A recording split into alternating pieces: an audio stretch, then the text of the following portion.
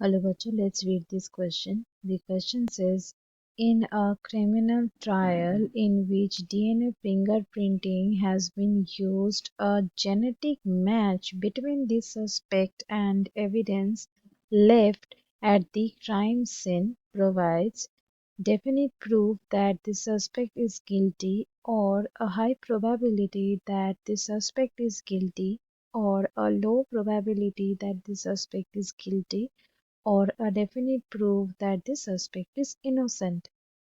So इस question में बताया गया है कि एक क्रिमिनल ट्रायल, ये जो क्रिमिनल ट्रायल हो रहा है यहाँ पे डीएनए फिंगरप्रिंटिंग ये प्रोसेस यूज किया जा रहा है।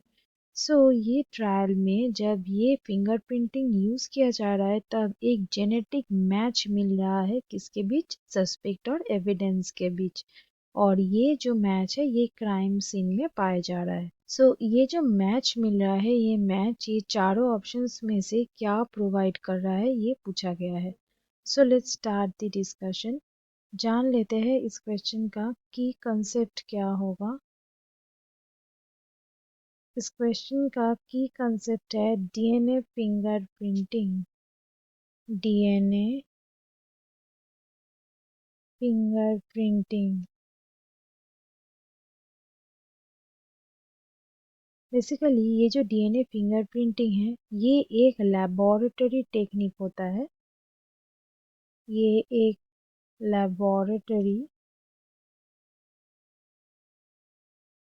टेक्निक होता है जिसको क्यों यूज किया जाता है कि एक पर्सन का, कोई भी एक पर्सन हो, वो पर्सन का जो प्रोबेबल आइडेंटिटी हो उसको डिटरमाइन करने के लिए। ये पर्सन का प्रोबेबल आइडेंटिटी इसको डिटरमाइन करने के लिए।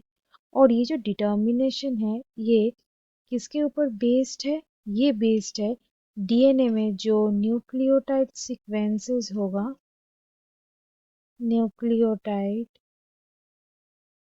जो सीक्वेंसेस है ये न्यूक्लियोटाइड सीक्वेंस के ऊपर बेस्ड होगा।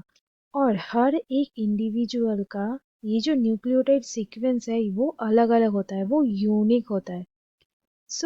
ये रहा डीएनए फिंगरप्रिंटिंग। अब यहाँ पे एक जब क्रिमिनल ट्रायल होता है वहाँ पे ये प्रोसेस यूज किया जाता है ताकि हम लोग कोई पर्सन का जो आइडेंटिटी है उसको डिटरमाइन कर सके। वो आइडेंटिटी ऑब्वियसली प्रोबेबल होगा, वो आइडेंटिटी को हम लोग डिटरमाइन कर सके। बेसिकली ये प्रोसेस ये चलता आ रहा है लेट 1980 से। ये प्रोसेस को यूज किया जाता है जहाँ पे ये फिंगरप्रिंटिंग होता है क्रिमिनल केस में।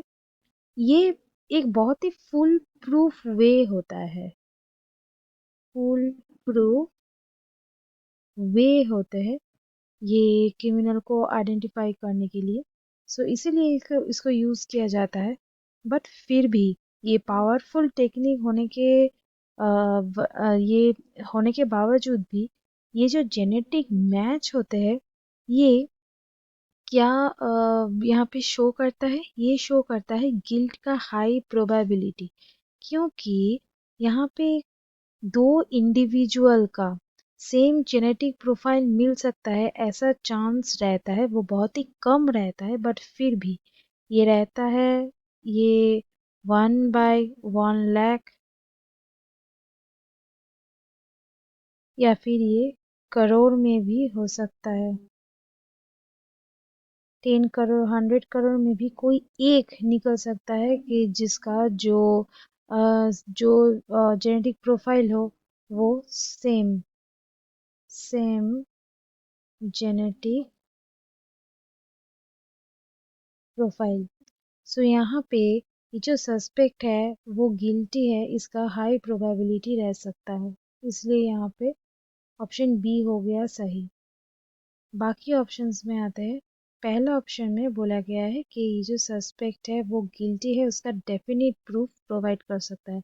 डेफिनेट प्रूफ कभी भी कोई भी प्रोसेस प्रोवाइड नहीं कर सकता है, वो जितना भी फुल प्रूफ हो फिर भी वो डेफिनेट प्रूफ प्रोवाइड नहीं कर सकता है।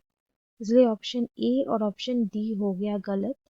और ऑप्शन सी में आते हैं, यहाँ पे लो प्रोबेबिलिटी के बारे में बोला गया है। लो प्रोबेबिलिटी ये प्रोवाइड नहीं करता है, ये हाई प्रोबेबिलिटी प्रोवाइड करता है। So students, hope you understood it well. Best of luck.